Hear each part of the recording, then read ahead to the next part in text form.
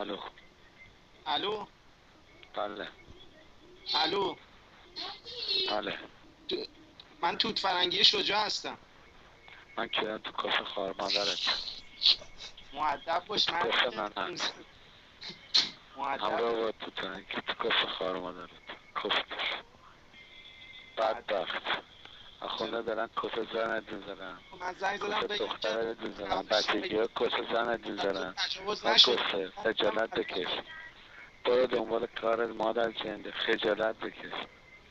باید بسیجی ها و آخونده زن مادر تو زن تو خواهر تو همه رو دارن میگن. تو کسکش اومدی اینجا داری مطمئن ما میشی مادر جنده. فهمیدی یا نه کسکش که تو روح نند اون جزیره بسیجی ها زن و بچه تو میکنن. کافی نیست بز نشده.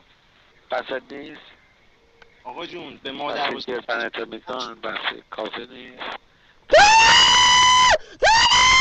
بافرین بحث اینه معلومه از اون زن کستایی که تو کست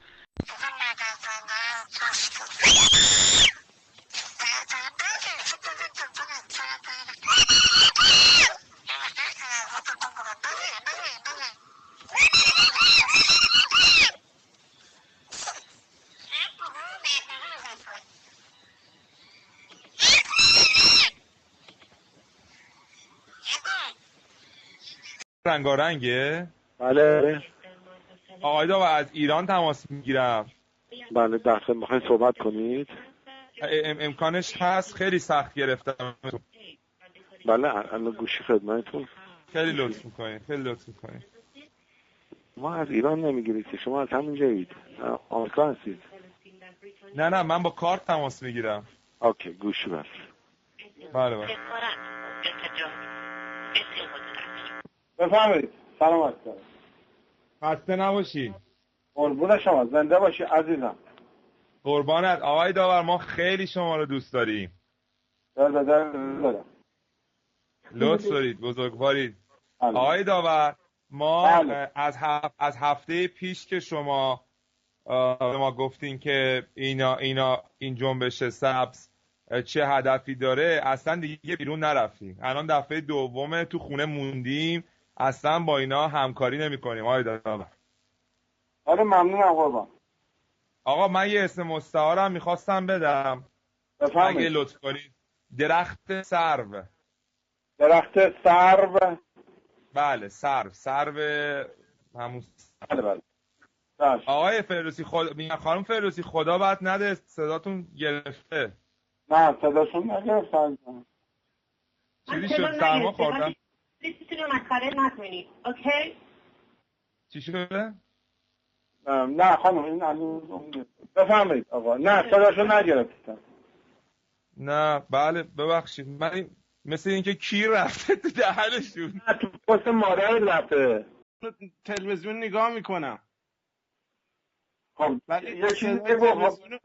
صدای تلویزیون رو کم کردم الان فقط صدای شما رو میشنوم. بگو عزیزم اما درست هم همین کاری که کردی. جوان چند سالته؟ 28 سال. خب بذارین چی دوست داری خودت؟ مثلا جوان دوست داری توش باشه؟ نمیدونیم والا ما که این کارو نکردیم. شما میگم میخوام بذارم نیمچه جوان. اینم بدک نی. باز آدم جوان باشه بهتره این که پیر باشه. نه داداش همه چی بستگی داره به تو این انسان. من نمیخوام واسه معطل کنم فلسفه بچینم ولی کار خدا یه جوریه. شما هم موقعی که متولد میشی و جوون یا همه اینا اون حال روز خودشو داره. همه اینا اصلا یه خاصیت عجیبیه. در هر زمانی از سن که هستی راضی هستی به اونی که هستی. به خصوص اگه وضع مالیت هم درست باشه و کار و زندگی هم اینا داشته باشی راضی هستی به اونی که هستی. این یکی واسه همین به انسان میگن اشرف مخلوقات دیگه. این خاصیت عجیب و در وجود انسان هست که هیچ گونه به نظر من منشأ علمی هم نداره. معنی از سرششو میگه. در صورت آقای میذاریم داور جوان این دوست داری بذاری هر چی بخوایم مثلا میذاریم نیمچه جوون ایرانی خوب بود. نه گفتم اگه بذاری ایرانی خراب میشه، ولی نیمچه جوان یعنی جوان میان ساله. الان بذاریم نیمچه یه چیز دیگه میذارم، بذاریم جوان زن و بچه داری؟ نه آقای داور بابا کی میتونه زن بگیره تو ایران؟ میذاریم جوان مجرد. جوان مجردم بد نیستش. یا جوان عاشق تحول، هر کدوم دوست داری؟ همون جوان ایرانی. آقای داور فقط میخواستم بگم که این برنامه شما خیلی تاثیر داره دیگه، مردم نمیرن تو این شلوغی ها بیرون تو خیابونا. میخواستم بگم اینو بدونی. یه چیزی هم من برات بگم. بله. ما مردم رو حفظ میکنیم به زودی هم موقعش خود مردم اون موقع تازه متوجه میشن که چه خدمتی به این مردم کردیم و نیروهاشون رو نگه میداریم برای به موقع ازش استفاده کنن خودشون. انشالله که اون روز به زودی بیاد. دیگه خسته شدیم آقای داور، دیگه خسته شدیم. این دیناموسا دیگه چیزی نداشتن واسه ما. شما با پاکسازی کن، محلت پاکسازی کن، خستگی به برطرف کن. آره یه ذره تو فکر همه چی باش. نمیخوام بگم این کارو بکن اون کارو نکن، ولی خودت هم یه ذره اگه تو دهنی رو نزنی همینطوری بهتون فشار میارن. یه جوری بزنی تو دهنشون رو پاره کنی. آخه دیگه آقای داور دیگه چجوری بگم دیگه از بچه ها دیگه دست بچه بسیجی باتوم دادن دیگه تو خیابون به ما گیر میده. مثلا بچه 13 ساله مهم نیست ولی گیرشون میاری. اون باتوم رو دارن برای چی گذاشتی؟ اون باتوم رو دارن دستش که شما بگیری بکنی تو ماتحتش.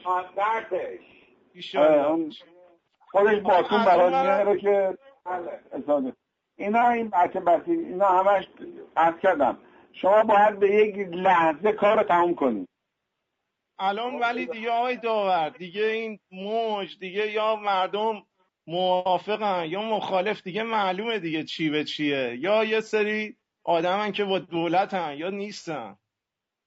مردم اینو باید بدونن که اگر درگیر شدن با این رژیم، با این آدما درگیر شدن، یه راه بشن، یا یه طرف زنده بمونه یا اون طرف مقابل.